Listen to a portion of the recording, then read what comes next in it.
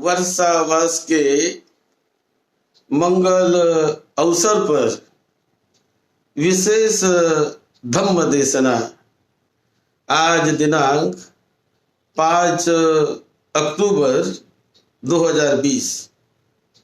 ये विशेष धम्म देशना हम पिछले 6 महीनों से तथागत भगवान बुद्ध के मूल त्रिपिटक, जहां तथागत भगवान बुद्ध की ओरिजिनल वाणी, मूल वाणी संग्रहित है, जो तथागत बुद्ध ने बुद्ध बनने के बाद जीवन भर जो सिखाया है, उसका सारा संकलन, सारा संग्रह त्रिपिटक के ग्रंथों में भिक्षु संघ ने कॉन्फ्रेंस लेकर, संगीति लेकर परखे रखा है, जिन्हें हजारों सालों से संभाला जा रहा है। वो त्रिपिटक के मूल पाली ग्रंथों के आधार पर ये बुद्ध की जो मूल वाणी वहां पर है, उन सूत्रों के आधार पर हम ये देशना देते हैं।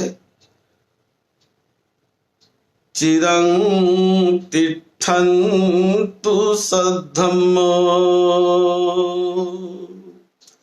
लोको हुन्तु सुखी सदा।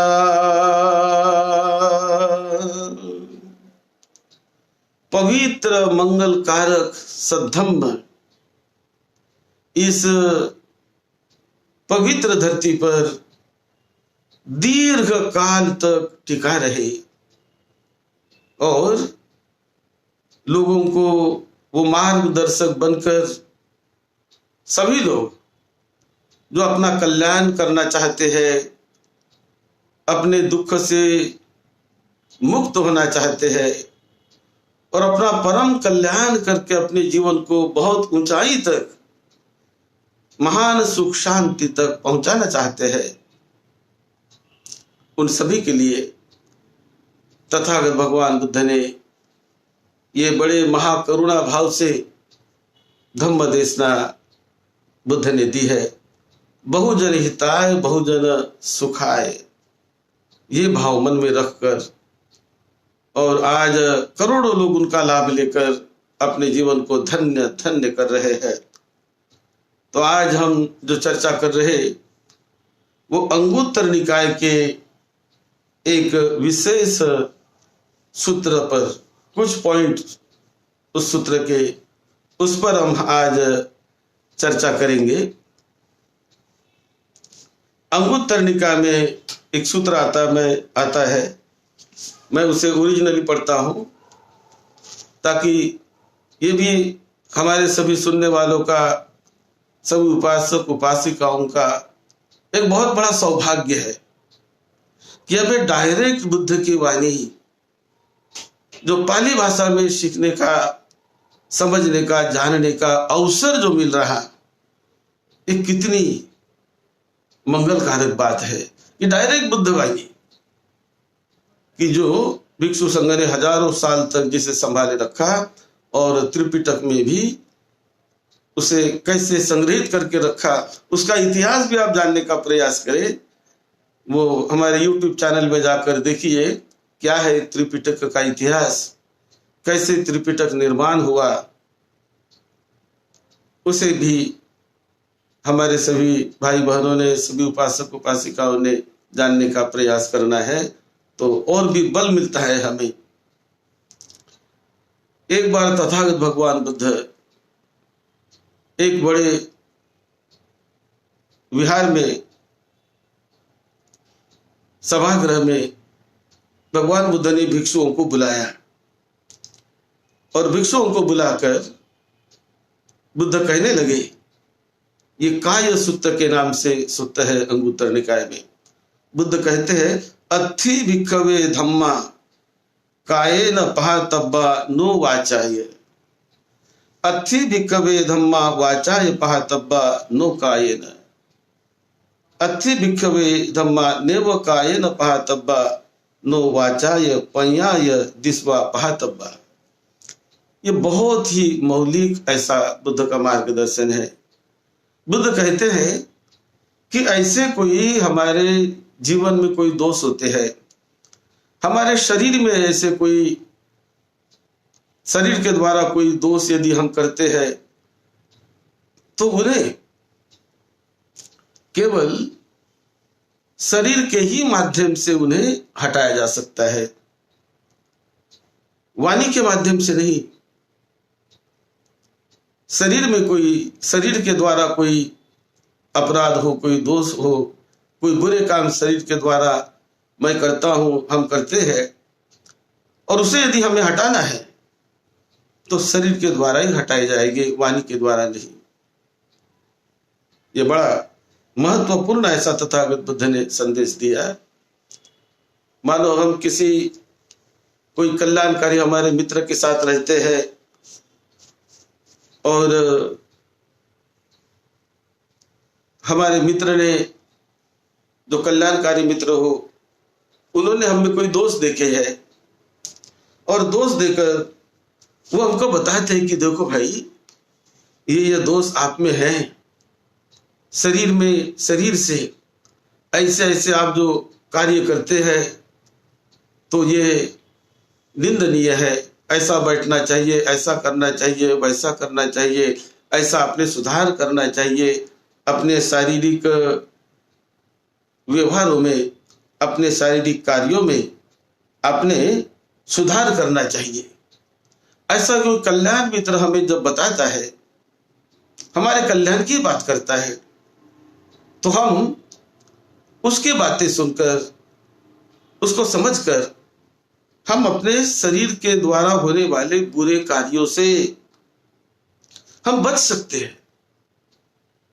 तो शरीर के द्वारा होने वाले बुरे कार्य शरीर के ही द्वारा उसका प्रहार किया जा सकता है, उसको नष्ट किया जा सकता है, उसको बचाया जा सकता है। शरीर के द्वारा जो कोई दोष युक्त कार्य हो तो उन्हें वाणी से हम नहीं बचा सकते, वाणी से नहीं बचा सकते। यह महत्व का मुद्दा है यहां पर कि शरीर के कोई दूषित कार्य हो तो उन्हें शरीर के द्वारा ही बचाया जा सकता है। यही बड़ा महत्व का पॉइंट तथागत बुद्ध ने बताया। यदि हम अपने शरीर से मारपीट करते हो तो मारपीट न करना। यदि हमने अपने शरीर को आदत लगा दी कि नहीं मैं मारपीट नहीं करूंगा तो बच गए उससे। यदि अपने शरीर से कोई चोरी करता है तो चोरी तो शरीर से करता है और वाणी से चोरी को बचाना चाहे तो नहीं बचा पाएगा, क्योंकि वाणी का कोई उसमें असर नहीं है। जहां शरीर के कार्य है तो शरीर के ही द्वारा उसे रोका जा सकता है, वाणी के द्वारा नहीं। ये पॉइंट यहां पर तथागत बुद्ध ने बड़ा महत्व का ये पॉइंट बताया। यदि कोई आदमी अपने शरीर से व्यभिचार करता है, बदसल है अपने शरीर से, तो वो वाणी से उससे नहीं हटा सकता है। वाणी का अपना काम होता है। तो उन्हें यदि अच्छा बनना है तो अपने शरीर से ही उन कार्यों को हटाने का प्रयास करना चाहिए, उस बुरी आदतों को हटाने का प्रयास करना चाहिए, तो शुद्ध हो जाएगा, परिशुद्ध हो जाएगा। इसी प्रकार बुद्ध कहते हैं कुछ बातें ऐसी होती है कि जो वाणी से ही हटाई जा सकती है, वाणी से ही निकाली जा सकती है, जो वाणी के कार्य। तथागत बुद्ध ने फिर यहाँ पर समझा के बताया, कतमेच भिक्षवे धम्मा वाचाय पहातब्बा नो कायेन इध भिक्षवे भिक्खु अकुशलं आपन्नो होति किंचित देशं वाचाय। ये जो बड़ा महत्व का मुद्दा है कि किसी आदमी की वाणी गंदी है, वो अपने वाणी से गाली देता है, वो अपने वाणी से कभी किसी की निंदा करते रहता है, किसी की चुगली खाते रहता है अपने वाणी से। तो ये वाणी से जो दोष युक्त कार्य होते हो, और कोई मेरा मित्र मुझे कहे कि देखो तुम्हारी वाणी में ये दोष है, तुम इसे दूर करो, तो वाणी के दोषों को हम काया से दूर नहीं कर सकते। वाणी के दोषों को वाणी द्वारा ही, अपने वाणी द्वारा ही, वाचा द्वारा ही उसे दूर किया जा सकता है। ये महत्व का पॉइंट बुद्ध ने बताया।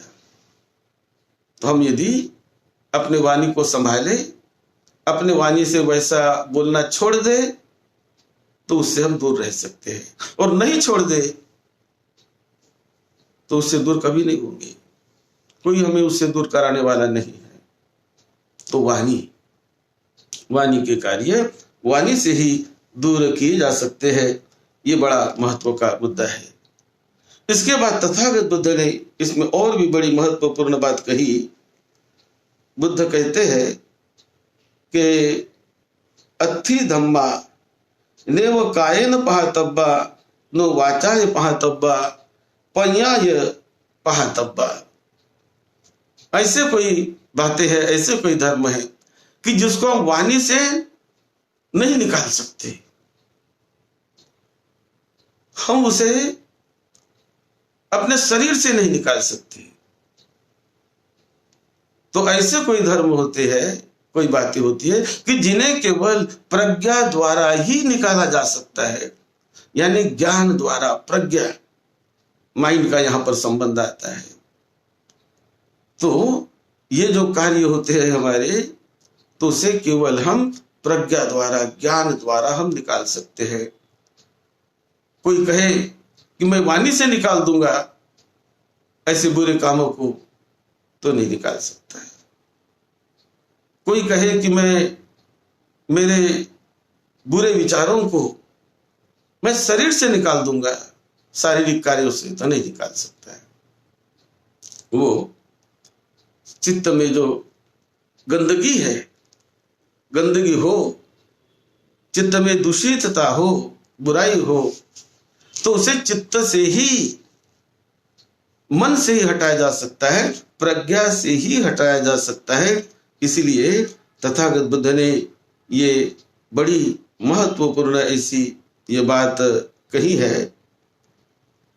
और बुद्ध बताते हैं कि पापी का भिक्खवे इस्सा नेव कायेन पहातब्बा नो वाचाय पन्याय दिस्वा पहातब्बा कतमाच भिक्खवे पापी का इस्सा इधर भिक्खवे इज्जति गहपति सवा गहपति पुत्र सवा धने नवा धन्य नवा रजे नवा राज जात रूपे नवा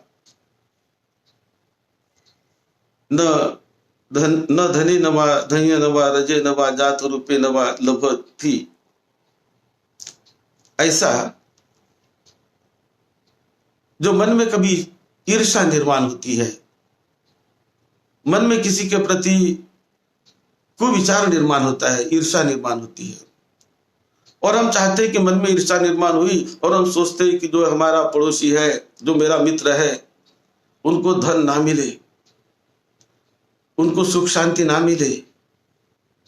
ऐसी यदि मन में हम बात कर रहे, उसके लड़के बच्चे को धन दौलत ना मिले, उसकी प्रगति ना होवे, ये विचार यदि मन में आया, तो ऐसा मन में आया हुआ विचार, ऐसा मन में आया हुआ क्लेश, जिसे ईर्ष्या कहते हैं, तो यह ईर्ष्या वाणी से नहीं हटाई जा सकती। यह मन में निर्माण हुई ईर्ष्या शरीर से नहीं हटाई जा सकती।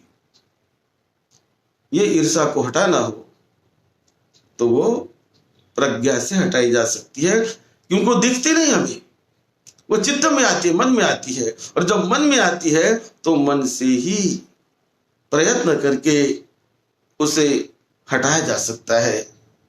कितना बड़ा महान संदेश बुद्ध ने दिया है।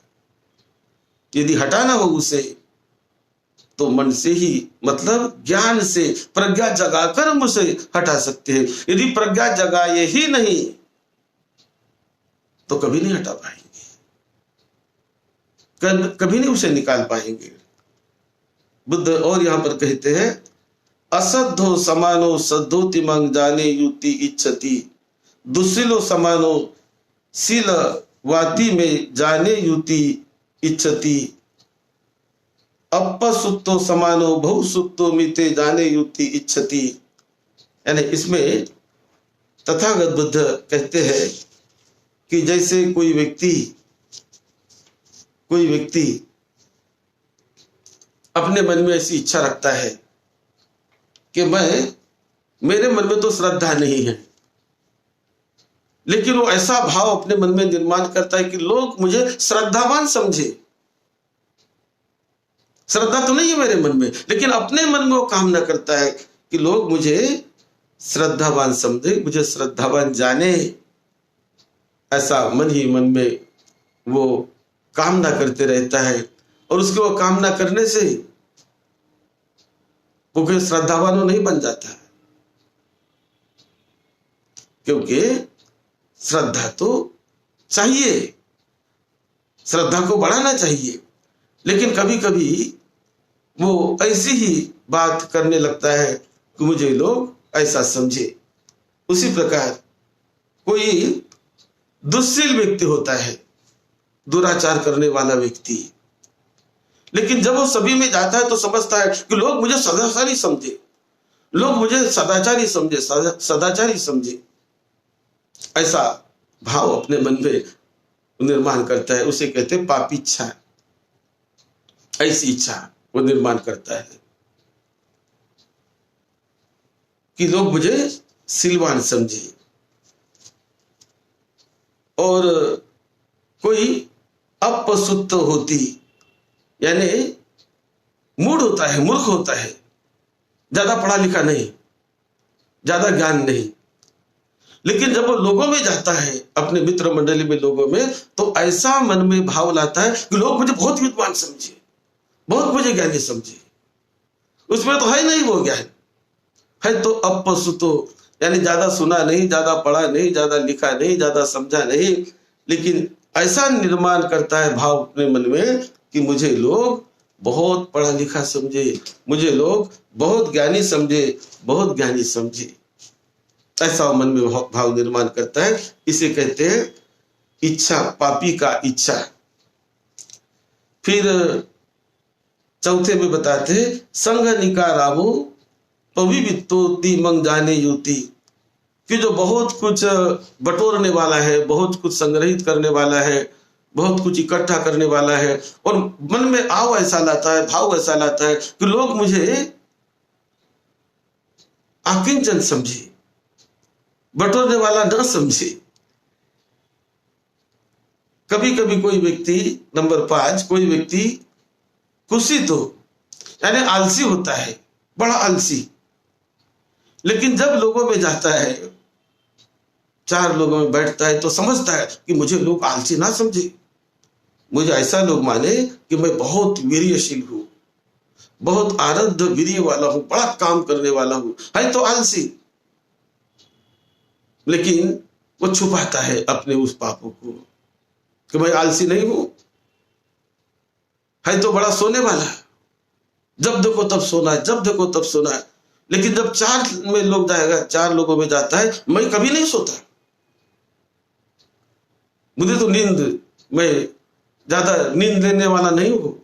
इस प्रकार का वो भाव मन में लाता है, उसे कहते हैं पापी का इच्छा।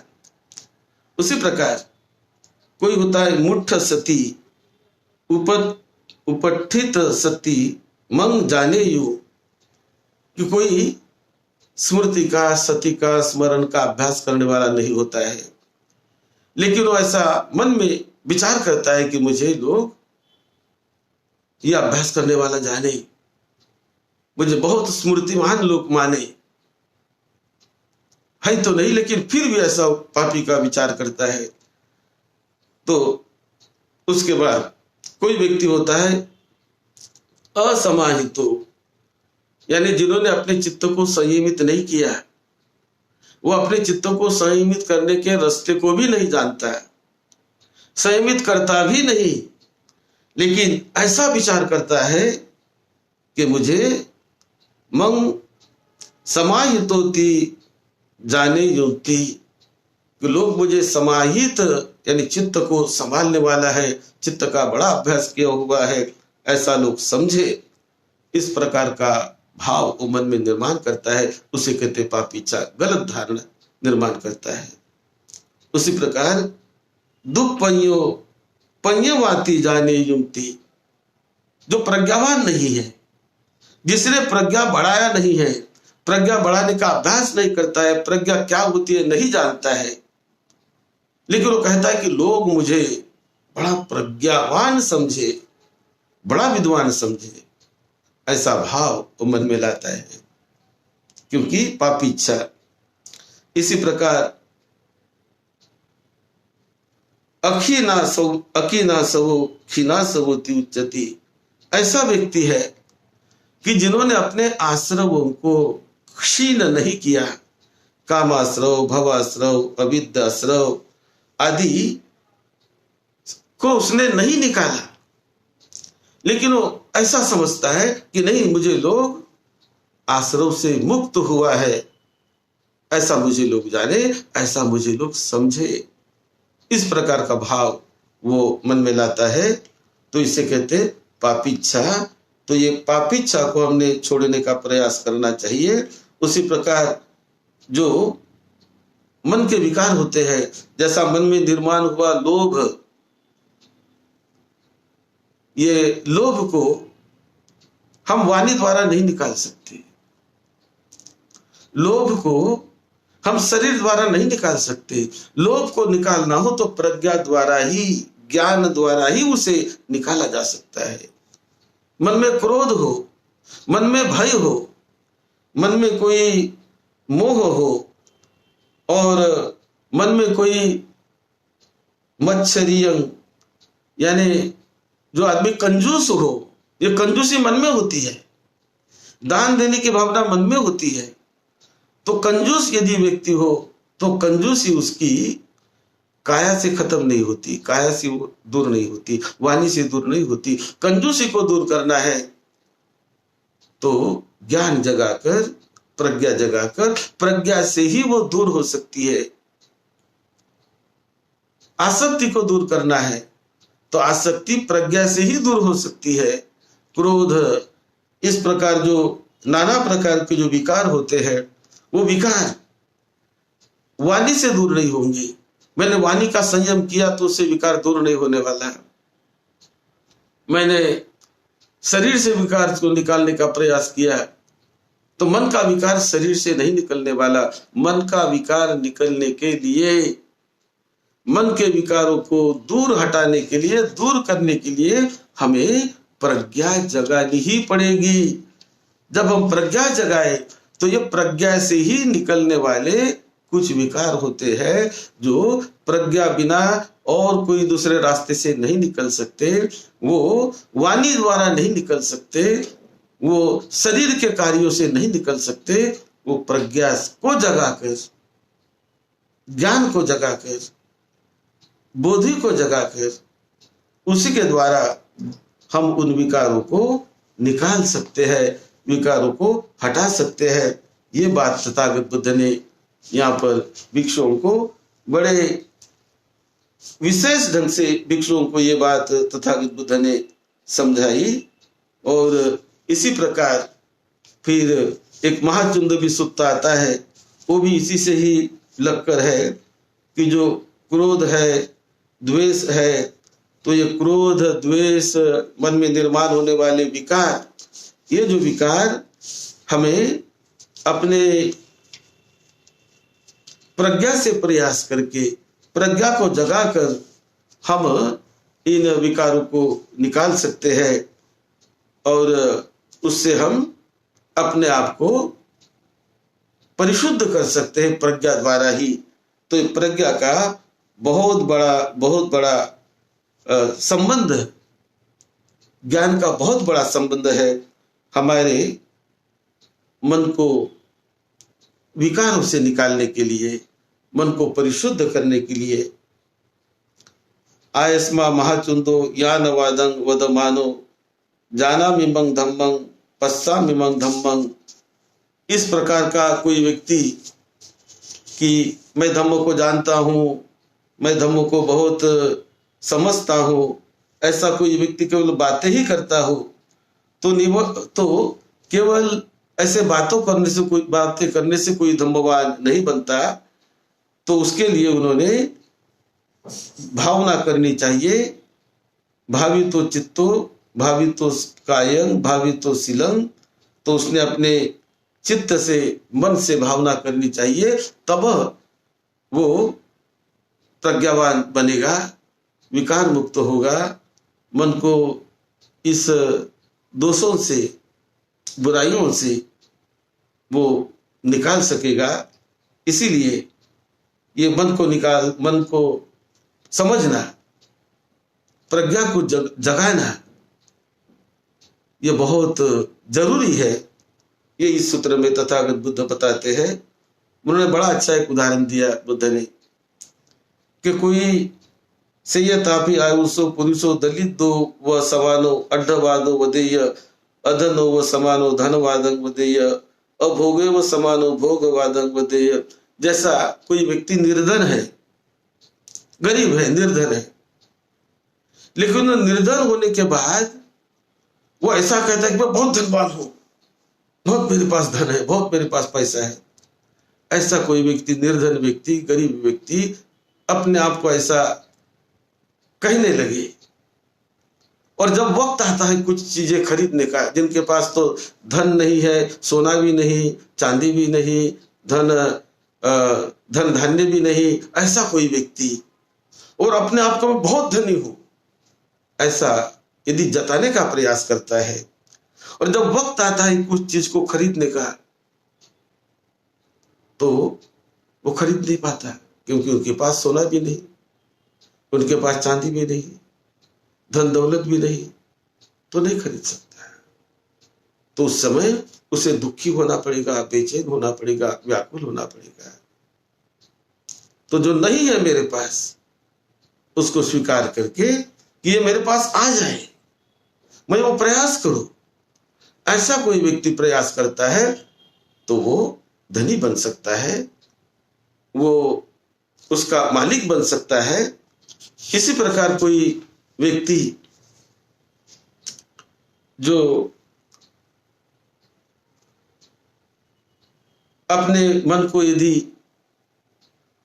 विकार मुक्त करना चाहे, तो उन्होंने ठीक प्रकार से जाना मिमंग धम्मंग पस्सा मिमंग धम्मंग भावित कायो ही भावित शीलो भावित चित्तो भावित पंयोति पजानाति यथा पजानतो लोभो न होती पजानतो यथा पजानतो दोषो न होती। जाना मिंग धम्मंग पस्सा मिमंग धम्मंग भावित कायो ही में भावित शीलो भावित चित्तो।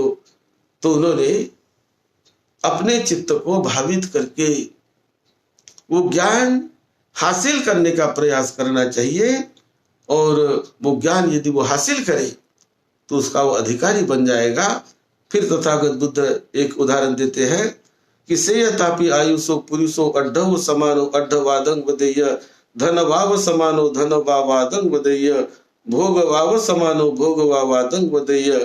कि जैसा उदाहरण दिया बुद्ध ने कि यदि कोई धनी व्यक्ति जिनके पास सोना है, जिनके पास चांदी है, जिनके पास धान और जो धन दौलत जिनके पास है, तो ऐसा व्यक्ति जो है उसके पास, और वो ऐसा करे कि मेरे पास ये है, ऐसा वो कहता है, और जब कोई चीज खरीदने का समय आता है तो उसके पास सोना होने के नाते वो सोना देकर खरीद लेगा, चांदी होने के नाते खरीद लेगा, धन धान्य होने के नाते वो धन धान्य भी देगा, और किसी वस्तु को खरीद लेगा तो उससे पश्चाताप नहीं होगा, वो सुख में शांति में रहेगा कि जो है वो जानता है, उसको बढ़ाता है, और जानकर उसे बढ़ाकर उसके साथ जो रहता है तो उसको पछताना नहीं पड़ेगा, उसका अपमान नहीं होगा।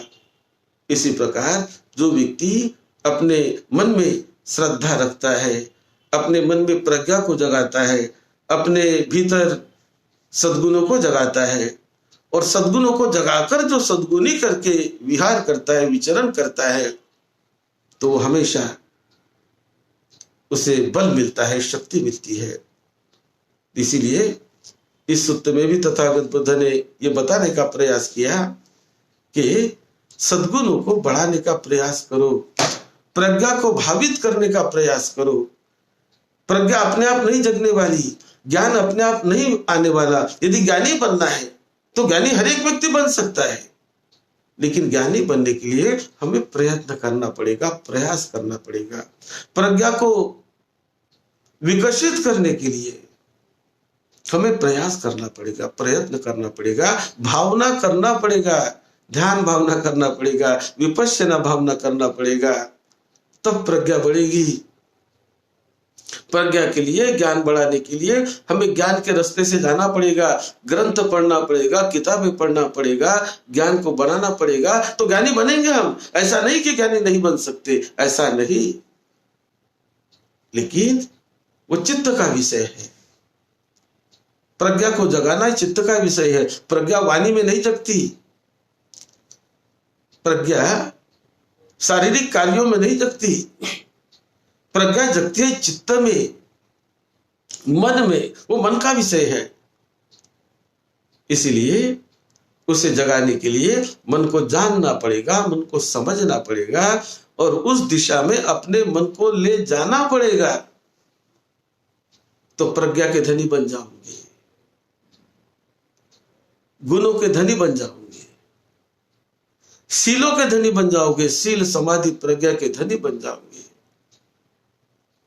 यही बात तथागत बुद्ध ने सिखाई, बड़े सिंपल ढंग से सिखाने का प्रयास किया कि वो उस रास्ते गए बगैर उसका अभ्यास हमने नहीं किया, प्रज्ञा को जगाने का हमने अभ्यास नहीं किया, तो ये समझ लीजिए कि केवल उम्र बढ़ेगी, हम 80 साल के हो जाएंगे, लेकिन प्रज्ञा 80 साल के हुए इसका मतलब प्रज्ञा बढ़ गई, ऐसा नहीं है। 80 साल के होने से उम्र बढ़ती है। ज्ञान को बढ़ाने के लिए ज्ञान के रास्ते से चलना पड़ता है, तो 80 साल की उम्र भी बढ़ेगी, वो भी हमको मिल गई, अच्छी बात है वो, और उसके साथ साथ ज्ञान भी है, प्रज्ञा भी है, तो और क्या कहना है, ये तो अच्छी बात है ना। तो प्रज्ञा को बढ़ाने के लिए प्रयत्न करना चाहिए, विकारों को निकालने के लिए मन से प्रयत्न करना चाहिए। तो ऐसे कुछ विकार होते हैं जो मन से प्रयत्न करे तब ही निकलते हैं। ये विशेष बात बुद्ध ने इस सूत्र में बताई है। आप सबको निरोगत्व मिले, सबको सुख शांति मिले, बड़ा मंगलमय आपका जीवन बीतता रहे। यही मंगल मैत्री के साथ सद्धम्म की सेवा में, आपकी सेवा में डॉक्टर भदंत राहुल बोधी महाथेरो। एक विशेष सूचना, हम 7 अक्टूबर के शाम के प्रवचन में एक बड़ी महत्वपूर्ण बात तथागत भगवान बुद्ध के बारे में बताएंगे, उसको जरूर सुनिए, शेयर भी करिए। 7 तारीख बुधवार को उसके क्लिप भी हम भेजेंगे आपको, वो क्लिप भी देखिए, लेकिन उसको सुनिए कि विशेष बात जिससे बहुत बड़ा प्रभाव मुझ पर भी पड़ा। मैं चाहता हूं कि लोग भी समझे जाने। आप सबका मंगल हो, सबको सुख शांति मिले, यही मंगल भावना, यही मंगल मैत्री, सबका मंगल हो।